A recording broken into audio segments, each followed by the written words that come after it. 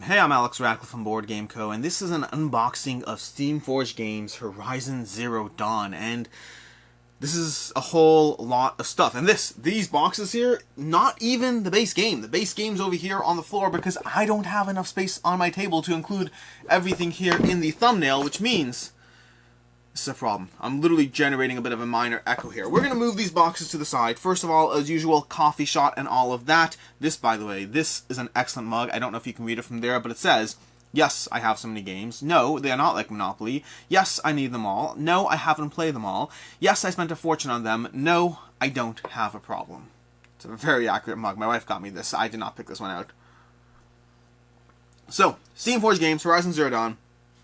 Also, new table. This is one of the first, possibly the first unboxing I've done on this table. I'm trying to figure out the best way to gather everything, move them onto the floor while having them be accessible here.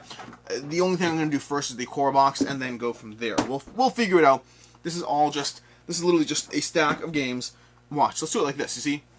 They're slowly growing. It's hit the table area now. This is where they are. This is insanity. Whoever backed this game and got all this stuff, this is absolutely insane. In any case, let's go ahead and go into this, starting with the core box and all the background. There we go. Look at the light. You see how it's much lighter now? I feel freed. So, first unboxing on the new table, I will say I am much more nervous about my coffee now than I used to be. It used to be I had a wool tablecloth on the table, and that may show up again. I don't know the exact sequence or plan or all of that, but what I will say about the wool tablecloth, compared to, well, what I have now, is the wool tablecloth could always just be thrown into the wash whenever I had a problem with it. If I spilled something on it, it's all good. It was never a problem, which is why I was very cavalier about the coffee, both on, well, the tablecloth, also in games. If you ever watched gameplays on the channel, I have had coffee at times in various gameplays. Usually, if the coffee's in a gameplay on a game, it's because the game is a prototype. So, when it comes to prototypes, I'm not quite as worried as to what happens. Like, oh no, I spilled coffee on this board that is going to be played on 2-3 times before it goes in the garbage. I mean, they don't really get thrown in the garbage, but they do go off to a side room, never to be seen again until eventually, when 6 months later, the publisher asks her back. At that point, it's usually not around anymore. But in any case, let's start this off with Steamforged Games. Like I said already at the beginning, this is an unboxing and rambling. If you haven't been here for one of those, I mean it when I say rambling. I will be jumping all over the place, talking about whatever comes to mind, from the actual video game, Horizon Zero Dawn, to the board game, to Steamforged Games, to the new table, to coffee, to whatever conversations happen to cross my mind. Now, off the bat, 51 pages is intimidating. Wow. That is not good. So let's see how heavy these are. We start off components. We have hunters start off on page 8. So there we go. We got our 51 down to 43 pages left. It looks like it is fairly picture heavy. I mean, this whole page is like that much text. So I'm not quite as intimidated. It looks like I could probably flip through this pretty quickly. Like Blood Rage. Blood Rage is a good example of a game which has like a 33-page rulebook or something. But you can go through that thing in like 12 minutes. Not 12 minutes, but like 25 minutes. Okay. Choosing hunters, choosing a quest, the tracking phase, the encounter phase. Here we start to get a little text heavy. I mean, text heavy is relative. Text heavier than it was before. It still is pretty graphic heavy. So overall, this looks like it will not be the hardest read. Not the easiest read either. Then again, you're talking to somebody who just today read, I want to say, 100+ pages of rules today. Just today. Because, I mean, this might timeline the video a bit, because I don't know when this video goes up for full context. Generally, unboxings are always an interesting one. Let's see, let's just go here. Hunters, the Hunter's Call, the end of the game. So it looks like from page 8 to 46, that's not that bad. That's 38 pages of fairly graphic heavy rules. Now, going back to the timeline here, because the timeline is always a question, when I do unboxings, I, first of all, enjoy these unboxings. I enjoy the process of sitting down with a coffee, staring at the camera, pulling things out, talking about stuff. All of that I find quite enjoyable. So I do them as soon as I have a chance. As far as when the videos go up when it's most relevant, which is usually time sensitive, because I get an unboxing, it's a new game, it's sent to Kickstarter that's just delivered. There's some reason as to another why unboxings go up sooner rather than later. These are very pretty, by the way. Let's look at these in a minute. But sometimes there's not as much of a rush. This is one of those times. I assume this video will go up sometime within the next few weeks, but I don't know. It might go up this week, it might go up next week. This has tape on it, which is why me pulling it doesn't help. But yes, I don't have a firm date for when this unboxing goes up. Sometime soon. As far as timeline, why was I talking about timeline? Oh yeah, because I said I read 100 pages of rulebooks. This can go off to the side. I don't know why I opened that. I wanted to look at these first. So 100 pages of rulebooks. What did I read today? I read the rules for Rolling Heights today. I read the rules for Sunset Over Water today. I read the rules for the Isofarian Guard, the entire rulebook. I've already played the Isofarian Guard. I've never actually read the rulebook because they taught me the game. Why am I punching this? I don't punch games in unboxings. I don't know what I'm thinking here. That's going to make it much harder to put back in the box. We have these tiles. I usually punch one tile. I just got distracted. So these are the tiles with the tracking, with the various hunters' paths. If you've played Horizon Zero Dawn, the video game, you know that the various beasts have these patterns, and then you turn on your little, like, whatever visual thing that you can see how they're moving. So you can see how these beasts move as you try to figure out and trap them. This is a game that has, let's go ahead and show you these at the top camera. So you can see there's a thickness over there. It looks like standard thickness, nothing too impressive, nothing too bad. But Horizon Zero Dawn, the board game at least, comes with the board game. Words are escaping me. The board game is a semi-co-op experience where you are fighting against these various beasts and trying to kill them as getting as many points as possible. I've seen various ratings or opinions about the semi-co-op nature of the game, which is why co-op is also a way you can play. But then, the downside there is I've seen opinions of the game that co-op might be too easy. Semi-co-op might feel out of place and too luck-driven. You may got lucky, I may not, and then we have to fight these beasts and it's a little too hard. Versus co-op potentially is too easy. Now, that might sound like bad news, and it potentially is, but I'm not necessarily just totally concerned yet. We'll get into why soon enough. Back to the timeline. So, Isofarian Guard. I played the Isofarian Guard already, but they taught me the game. Today I finally read the full, like, 55-page rulebook. Then I went through the 65-page rules of Elder Scrolls Oblivion, the one coming to GameFound shortly. So I read the 65 pages of that. So I'm well over 100 pages by now. I have two of those. Anything else I read? I read the rules for Miyabi today. That was another thing I pulled out. What else did I read? I feel like I'm missing at least one other, but I'm not certain. Either way, we're already at like 140 pages of rules. It's absolutely obscene. So let's go ahead and show you the first miniature over here. Here we go. Look at that guy. I mean, this is pretty solid. This is some Steamforged games. I find their miniatures are always interesting. I find that Steamforged games, I haven't seen all their games, but their minis range from good to amazing. The part I have an issue with, or not really an issue, but have a harder time understanding, is some of their miniatures are just passably good. Like Resident Evil, I'm not so into the minis there. But I think that's an IP issue. I think that's a intellectual property fact that they're kind of dealing with Sony or whoever is Resident Evil. I think it's Sony, and getting all the rights for that stuff and then having to model it. Like, these are really solid. Or if you look at Bardsung, they're really solid. If you look at their Guild Ball, they're really solid. It depends on their game. Some games have better miniatures than others. This is another one. This is decent. Not the sharpest detail, but pretty decent, all things considered. All things considered is a phrase that I've actually slowly managed to move out of my vocabulary. It occasionally enters these unboxings when I'm putting something up to the camera or hitting a point where I want to talk about. This guy will come out. Now this is what's her name. And yes, you could be offended. I don't remember her name. It's been a while since I played the actual video game. I've played Horizon Zero Dawn for context. So I've played it. Let's see if we can get a closer look. That's her. So the coloring makes the detail a little harder to pick out. Still pretty decent. I feel like her name begins with a V. Is that right? I don't remember for sure. I played Horizon Zero Dawn, the video game for context, but it's one that I never finished it, by the way, which is most of my life nowadays when it comes to video games. I used to finish video games, and then I started playing more board games and didn't finish video games anymore. Now these beasts over here, I have hit way too many of these beasts with my various staffs or weapons or whatever she had, bow and arrow. But yeah, these the video game is one that I went through, I'm guessing here, but probably around a third of the game before taking a break. But these miniatures, I mean, these miniatures are pretty awesome, especially if you're someone who has played the video game. My problem is I have a PS4, which I don't have a PS, well, 5, I guess, is the new one, I'm assuming. I don't have a PS5, but I have a PS4. I've played God of War on it. I've played Spider-Man. That was awesome. I got like 90% of the way through Spider-Man. I'm about a third of the way through God of War as well. And then again, I just don't have time. That's the balance here. So I actually lent out my PS4 to a friend with my games, and he's been enjoying God of War and Spider-Man and whatever else I have on there. I think God of War, Spider-Man, Bloodborne, and then this, and then Horizon Zero Dawn are the big 4 games that I have on it. But either way.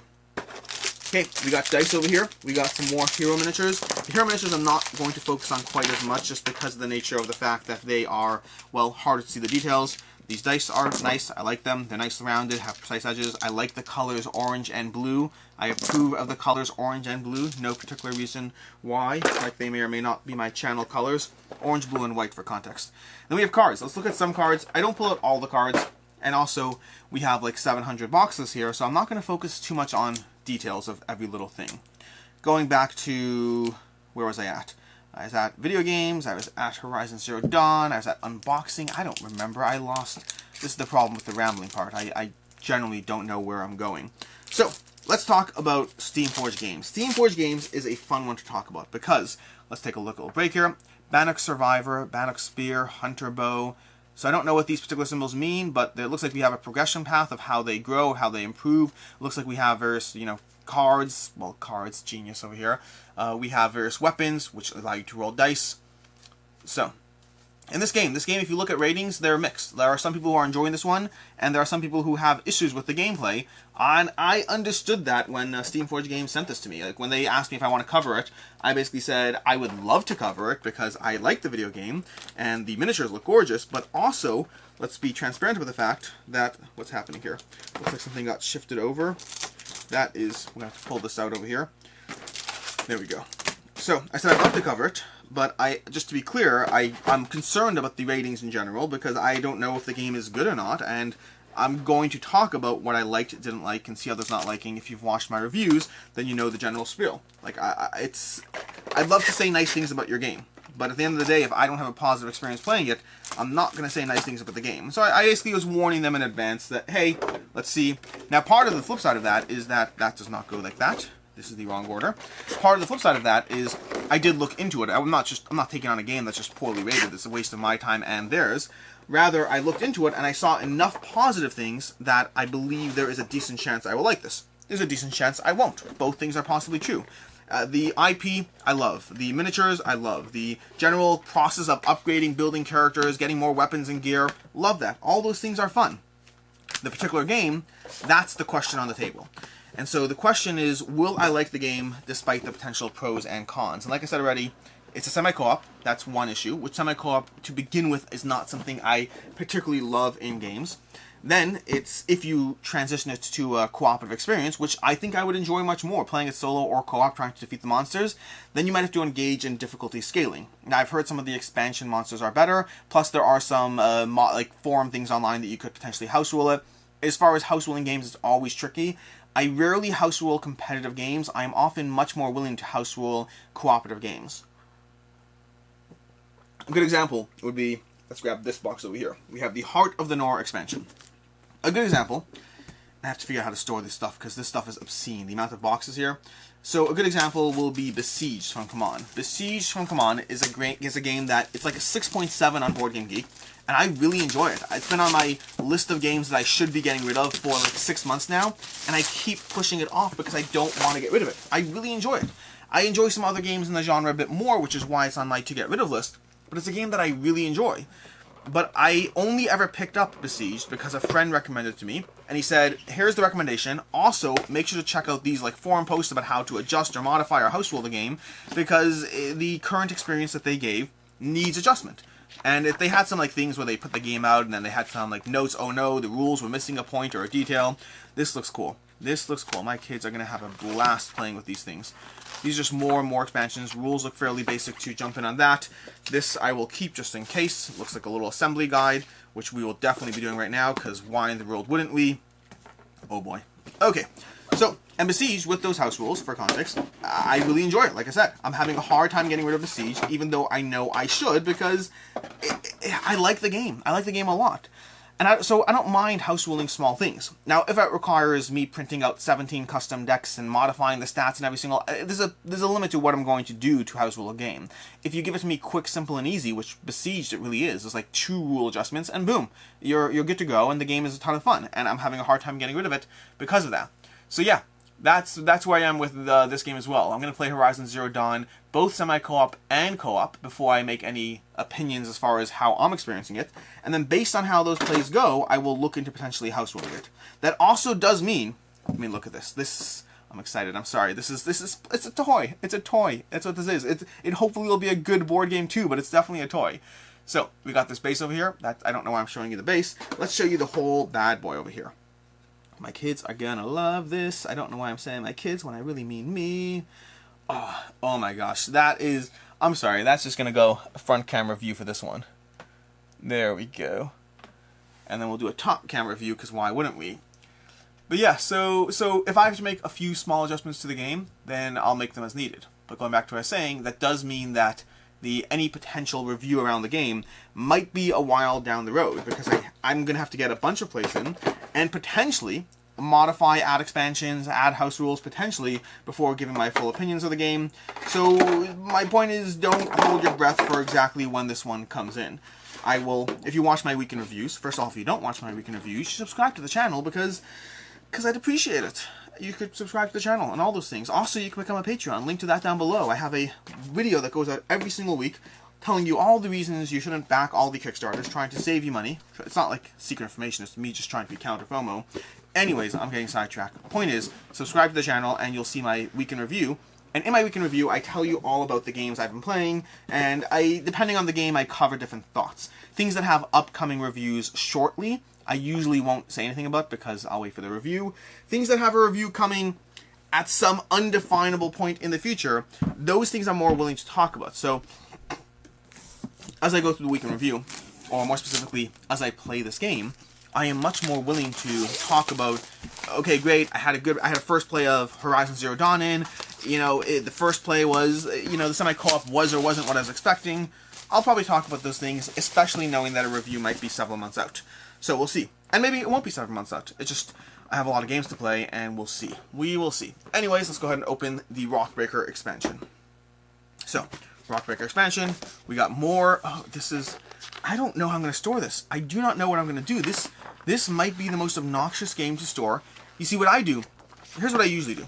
I usually condense all my boxes into as few boxes as possible once I decide I like a game. And I usually wait till I like a game, because if I don't like a game and I need to sell it or trade it or whatever it is, sometimes people want those other boxes. This is one where I don't know if I'm waiting. This is going to be like a little bit of a project soon, where I just put everything into a single box, because I cannot justify the box space that this stuff is going to take up. It's so pretty. I'm sorry. Listen, Steamforged Games, I will, you know... if you're watching this, which I guess you will, because I'm going to send you a link to it. You may or may not, I don't know. But this is obscene. This stuff is, like, so cool. Look at this stuff. This is just obscene in terms of, like, the quality is incredible. The sculpts are incredible. The sheer size and scope of what you're doing here is incredible. Gameplay, I have no idea. But this is going to be one of those games where I don't want to get rid of it, even if I don't like it, because of how nice these sculpts are. Granted, table space, still a problem. Either way, we'll come back to that. So, this goes in like that, it looks like. Perfect, there we go. I don't even know, like, this is not going to store in a box. It will, maybe. I don't know what I'm going to do. I don't know what I'm going to do. Either way. So, back to what I was saying. I was talking about Steamforged Games. So Steamforged Games, they reached out to me. They're an interesting company. My history with the company is also interesting, especially if you're someone who's been following my channel for a long time. You see, in addition to my weekend review, I do a lot of Kickstarter coverage. You probably know that, unless you're just seeing this video, in which case, hi, and apologies for the rambling. It's what I do here. But I cover a lot of Kickstarters. This will be the Forge and Hammer expansion, a whole bunch of smaller miniatures. I probably should have saved those gigantic ones for last. You know what?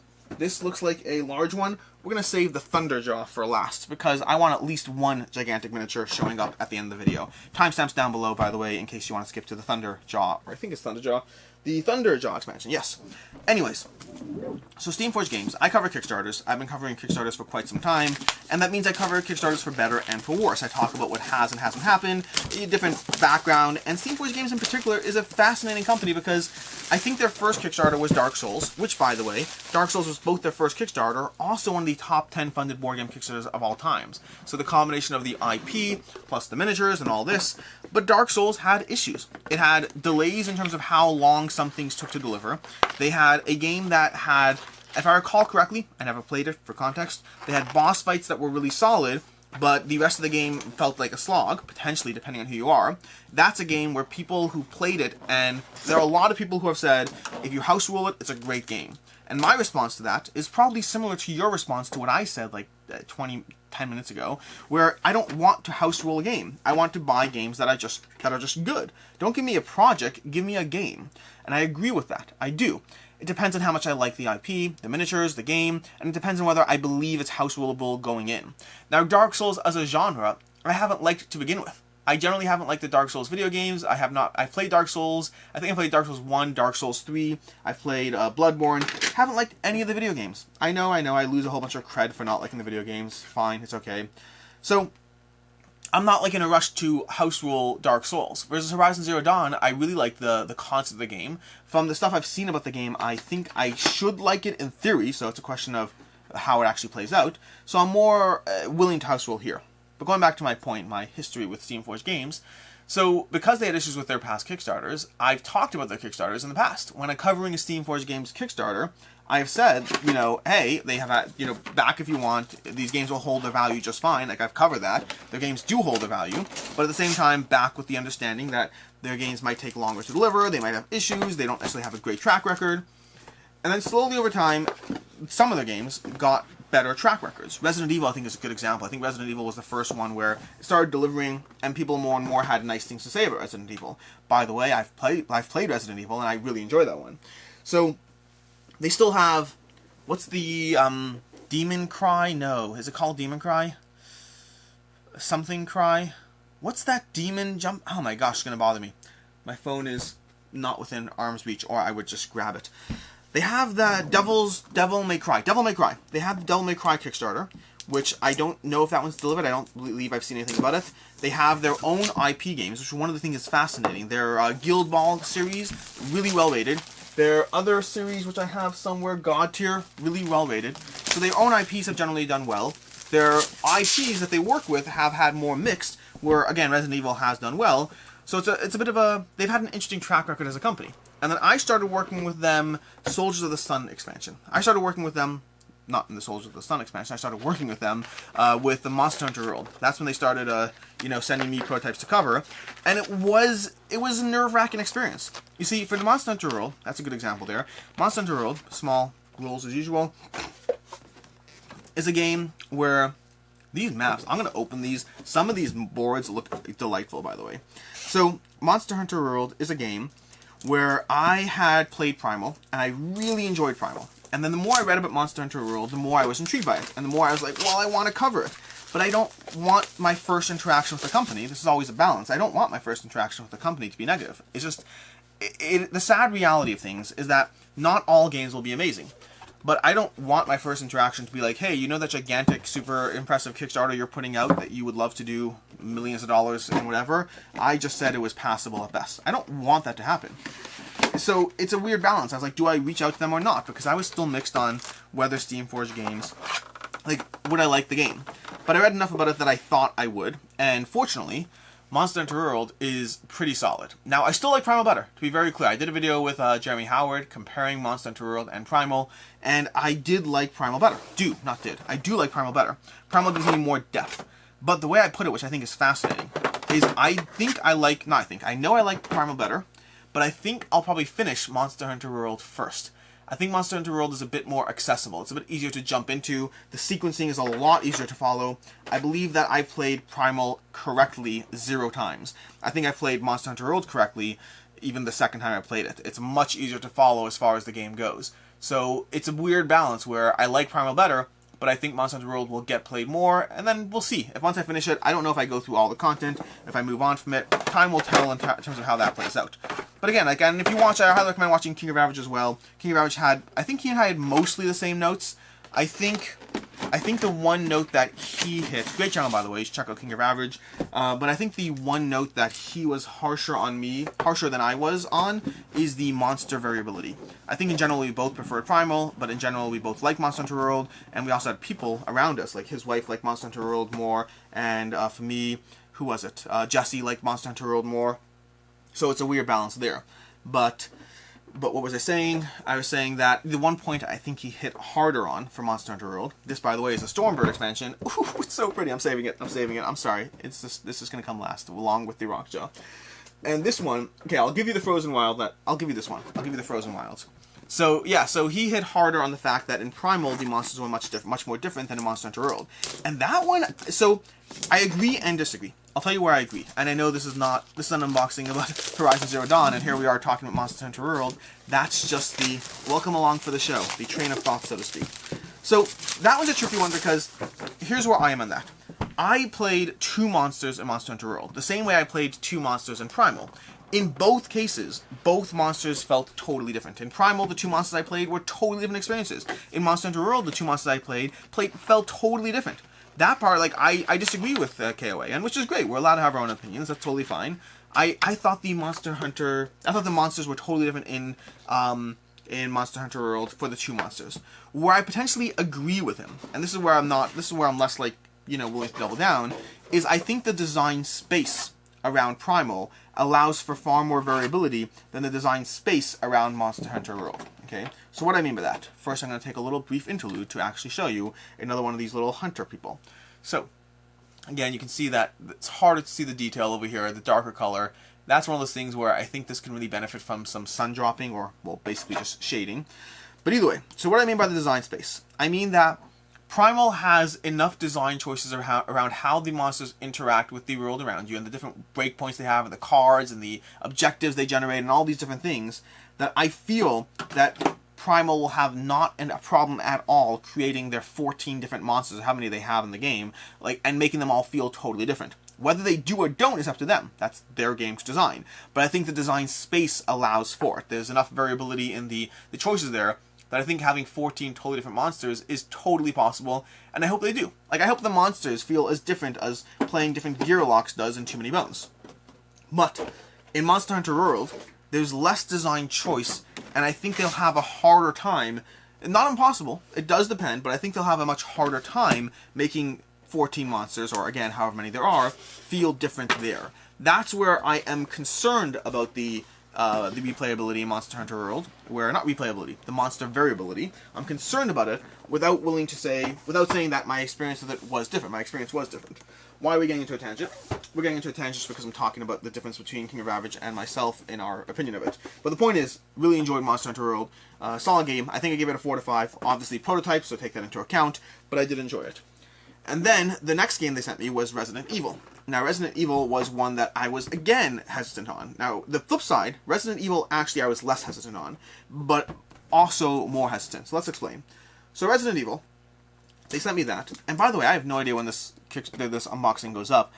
It may go up doing their Resident Evil Kickstarter, so we'll see. So, either way, Resident Evil is a game, that they reached out to me, and I basically said, hey, I would love to cover it, but also, I like Zombicide a lot, and yes, your game is rated well. If you look at the ratings for Resident Evil 2, Resident Evil 2 is like I think, correct, I might be wrong on this, I think Resident Evil 2 is like a mid to high 7, and Resident Evil 3 is I believe, a low 8. I could be wrong, maybe it's a high 7, I don't remember exactly, but it's rated well, is the point. On Board Game Geek, over on Board Game Geek, they're rated well. And the relevance of that is, that's a factor I'll take into account. If you're giving me Resident Evil, the original, I want to know how well the other 2 did. Same argument, same logic. I like to know what I'm walking into, and I'd rather cover things I enjoy than cover things I don't enjoy. It's not fun to play a board game 6 times, or forget 6 times. It's not fun to play a board game 2 times or 3 times that I don't enjoy just so I can review it. I'd rather not. I'm willing to, but not if I hate it. If I hate it, I'm not going to. But playing a mediocre game, 3 or 4 times just so I can cover it, that's homework. I'd rather play good games. I'm not paid for this. I get, at most I get free games. So, congratulations, I got a free game. Spending hours playing mediocre games is just not a fun experience. Ooh, look at that tail on that thing. So, the point is that I responded that, hey, I really like Zombicide. I'm a huge fan of Zombicide. I have, 14 Zombicides over here. And I just don't know if Resident Evil will stand out as something that I particularly enjoy. That might be a solid game. It doesn't mean it's for me. And again, they said, hey, no problem, we'd still love to have you cover it. And so I played it. and I really enjoyed Resident Evil. I've actually, by the way, since talking with this, I've actually dove into the first game of Resident Evil. This is a nice little crocodile. I've already dived into the first game of Resident Evil 3. Basically, I played Resident Evil. Again, it's confusing here. For context, if you don't already know, the Steamforged Games timeline is they put out Resident Evil 2, then 3, and now back to 1. That's what's currently out. So I'm going to take a pause here to show you this gigantic guy. This little guy. Okay, and by little, I don't mean little over here. But yeah, so I played Resident Evil first, which is their newest. Then I played Resident Evil 3 this past week, and really enjoyed that one. So I like Resident Evil more, by the way, for context. I haven't really dived into either of them that much. Resident Evil, I only had one mission, which I played twice, but I only had one mission in the prototype. And then Resident Evil 3 is campaign-ish. They have campaign modes or whatever, and I have not tried the campaign modes of the game, so not yet at least. Let me see where this goes. This goes like this, I think. Nope, maybe. 1 second. There we go. Yeah, so I've from those games, from the 2 games I've played, Resident Evil 3 basically feels like Resident Evil. There's some small differences, but they basically feel very much the same.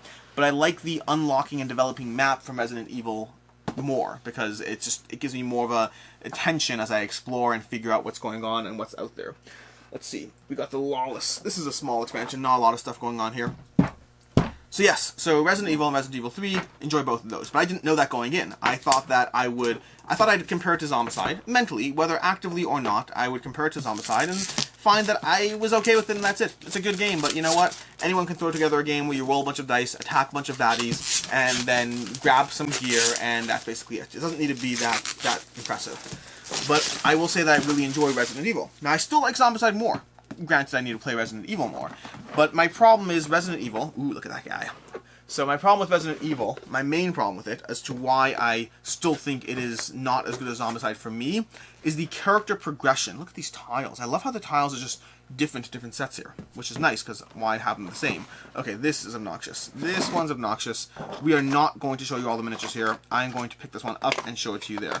What is going on in this expansion? I have no idea what's happening here. First of all, this box, this box did not need to be as large as it did. I am fine with every other box they've given here. This box is basically like a centimeter of whatever. This box could have been thinner, okay? That's all I'm saying. Let me show you the camera. Let's pick these all up. A lot of wasted space here. It's just like 2 inches of air. This is definitely being consolidated. It did not have to be this big. I don't know why it was. There's probably a design choice there, whatever it was. So anyway, why do I like Zombicide more than Resident Evil currently? They do things very differently. So starting baseline is understand that they do things very differently. They do not feel like the same game at all. But the reason why I think I like Zombicide more is the character progression and varied gear makes it more exciting from that stance. Like, there's more reasons to explore different characters. There's more excitement when you find different pieces of gear and then try to figure out what you can do with it. Versus Resident Evil, it feels more basic with the characters. The characters don't feel as interesting. They don't develop as much. They don't unlock or upgrade any of that. The gear that's in the game doesn't feel like it has as much variety, so I'm not as obsessed about trying to find and explore things. Granted, finding the right weapon can be huge, but overall not as exciting because there's not as much going on. Okay, the last 3 boxes. These are all biggies. And so yeah, so that aspect has me wanting a little more out of the system, if that makes sense. Now, where I like Resident Evil quite a bit is Resident Evil, every monster feels like a threat. The game is much more than the Zombicide's roll dice, try to shoot things. There's absolutely strategy. I think there's a ton of strategy in terms of risk mitigation in Zombicide, but ultimately, you're trying to kill everything. And in Resident Evil, that's absolutely not the case. Closing doors and leaving baddies behind is just as important, if not more important, than trying to kill everything. So, like, understanding when to push things and when to try to, like, you know, when do you want to shoot a bunch of zombies in space versus when do you want to just try to run out and then close the door behind you. Those are important decisions and may make the difference between life and death. And then managing the activation of zombies in terms of, again, more terrain, I just like the variability. So managing all that is hugely key. It's a huge part of the game, and I really have been appreciating it. I want to continue playing it, and will be making time to continue playing it because, well, I enjoy it. This guy will fit in the box, yes. See, now I'm just trying to gauge whether they'll fit in the box and not need the millions of inserts. So here we go. The amount of box space, there's like a lot. And again, some of these are more understanding than others. But anyway, so where are we? So I really enjoyed Resident Evil. That's a solid game for me that I am very excited about. Monster Hunter is one that, again, they're both 4s for me, at least right now in their current state. But Monster Hunter is one that, it's more of a direct comparison to Primal, as opposed to Resident Evil is totally different than Zombicide. And then we have God Tier. I have not played God Tier. I have it behind me. I really need to give it a shot. And then we have Horizon Zero Dawn. So, again, we're in this weird place with Steamforged Games as a relationship. Like my, hey, I'm a reviewer, you're a publisher, send me games. The relationship there is a fascinating one because of these issues. Because, effectively, my initial impression of them was that they put out bad games. Because my initial impression of them was Dark Souls. Even though I believe Guild Ball was first. And Guild Ball is very well rated. So, my impression from them has slowly changed over time. Oh, I'm forgetting Bardsung. Bardsung. That was the first time I worked with them. What am I talking about? I thought it was Monster Hunter World. That's not true. The first time I worked with Steamforged Games was Bardsung. I didn't cover a physical prototype. I don't know if anyone did. I think it was all online stuff back then. That was in the height of COVID and all that. And I think it was all online. But I played a brief boss battle in TTS, or Tabletop Simulator, actually. And, not Tabletop Simulator, in Tabletopia. And I enjoyed it. But I also didn't get enough of a taste to really talk about it competently. Like, I played a single boss battle that was very guided. I walked away from that experience being very intrigued and wanting to dive in and build out and develop my characters. But I wasn't as necessarily sold. This is going to be such an annoying thing to put away. I wasn't necessarily sold on how much choice I had in that boss fight, given the experience I had. It felt like it was a lot more about what my character had done up until that point to build up. So I walked in very intrigued. I ended up backing Bardsung because of that gameplay. But, where were we? Here we go. This goes probably like this. Yeah, I ended up backing Bardsung because of that gameplay. But it's definitely one where I am still not sold. I'm sure it'll hold its value. The miniatures look amazing, and they continue to unlock content in the PM well after the Kickstarter closed. So overall, very excited about that one, but still unsure, very unsure. Like Monster Hunter World is one that the only challenge is, will it see playtime compared to, well, let's say other games, like compared to Primal. Resident Evil is one that I'm actively enjoying and going through Resident Evil 3 right now. My expectation is that I'll get rid of Resident Evil 3 as soon as I get Resident Evil the original. The question is how much content I go through until that point. But I don't see a reason to keep both. I really prefer the maps that unlock as you go. And then Bardsung is one that is the biggest question. Bardsung's also a campaign, which makes it a much harder sell. I'm hoping to get more campaigns played, especially now that I have this table, by the way. This table is from Band Pass Design. I'll throw a link down below. They're not necessarily cheap, don't get me wrong, but they are... these things are popping out. I don't love that. So they're not cheap, but I would say it's a mid-range table. It's not a expensive table, nor is it a cheap table. It is offering you a mid-range option. Like this table, for instance, can cost you, depending on what you get. Like if you don't get the topper, if you don't get the full dining topper and you treat it like a game table, this is so cool. I'm sorry, this is so cool. Let's take a look. I just need to let me just put it over here 1 second. There we go. Okay, so this guy, that is insane. My kid's gonna have a field day with this. He's also gonna break it. It's gonna be not fun at all. So this, let me see if I can avoid breaking it. Look at that. We can't even go as high as I'd like. This is just insane. This is staying on the table. We're just going to leave this over here and I'll clean up later. So, last box. Band Pass Design. This is a Band Pass Design, this table, and it's one that I think will cost you roughly $3.5K. It depends on what you get and how much you get. You can easily spend up to $8 if you get like the largest table and everything, but I think you're looking at roughly $3.5K. Again, there are cheaper options out there. I believe... Who is it? Wormwood Games had their recent Kickstarter, which I don't know if you can still get it or not, but that was a cheaper option. Board game tables, I believe, can have cheaper options depending on what you get. But overall, from what I've done, I've looked into tables decently, and Band Pass Design seems to be mid-range in terms of price. As far as quality, I really like it. I haven't gotten a ton of tables, but I have certainly had experience with some, and I really like this one so far. But keep in mind, still new, I'm still learning. Why am I talking about this? Because I was talking about how I hope to play more campaign games now that I have this, because this cover you see over here, this pops up, so I have another surface underneath, so I can have my filming surface, and then my, hey, I'm playing board game surface. Okay, this is another ridiculously large one. These things are just obscene. Okay, so that leg goes there, that leg goes there, this leg goes over here. My kids are gonna love this, they're gonna have a ton of fun playing with this. That one goes over there, okay. And then we have this base, which I assume these two go on top of. Let's put this off to the side. Put this off to the side and here. This one goes, let's see. I mean, I don't know how it actually goes. It probably goes like that. Okay, there we go. There we go, there we go, there we go, there we go. Okay. Let's again put it down over here. Okay. We got that in, that in, that in. This stuff is a painter's dream. Okay, this is what we have. Look at that. Look at that. It's just insane. This is, I feel like, is anything missing? Am I missing arms? Does not look like it. This looks like what we have. So top camera, look at this. I don't want to like let go in case it falls. This thing is absolutely insane. Like, these are the baddies that you'll be facing off against with your tiny little guys on the board. I don't know how this plays out. I'm very intrigued. I want to face off against these. These are cool. These are very cool miniatures. I'm going to have a hard time getting rid of this game if I don't like it, because it looks very cool. So, that's where we are. That's the unboxing, the rambling, conversations about any number of different games, my relationship with Steamforge, which is interesting. It's just one of those weird balances. It's a constant learning experience as far as what to do, how to do it, all of that. And again, this game, we'll see. Ultimately, I'll either enjoy it or I won't. If I enjoy it, great. If I don't, then I'll be sad to see these miniatures go. But they'll still probably go, because as cool as these are, I need the space badly. And now comes the real hard decision as far as what I do exactly. See, these two are almost easy. I'll put these on a mantle somewhere. Like, they're very cool. It's the rest of the things that I have to try to figure out how to fit into as few boxes as possible, because I have way, way too many boxes for this game. In any case, until next time, I'm Alex Radcliffe from Board Game Co.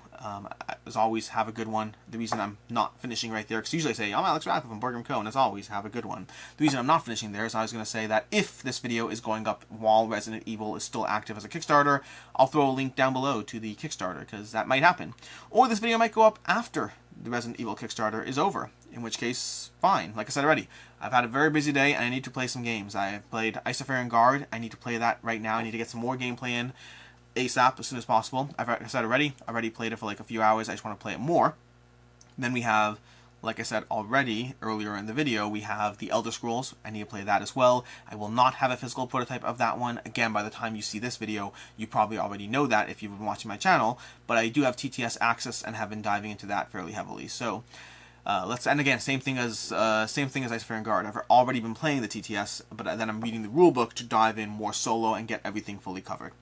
Anyways, until next time, have a good one.